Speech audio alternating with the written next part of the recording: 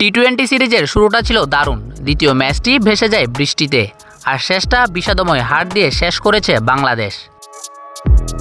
মিরপুরে বৃষ্টিবিঘ্নিত ম্যাচে ডিএল মেথডে 6 উইকেটে হারে বাংলাদেশ। টস হেরে ব্যাট করে 15 ওভারে 102 রান তুলে টাইগাররা। ব্যাটিং লাইন আপে আসা যাওয়ার মিছিলে শুধু তৌহিদ হৃদয় করেন সর্বোচ্চ 33 রান। ছোট লক্ষ্য নিয়েও লড়াই করে বোলাররা। শুরুতেই শরীফুল মেহেদীর আঘাতে চাপে পড়ে নিউজিল্যান্ড। 33 রানে 4 উইকেট হারায় কিউইরা।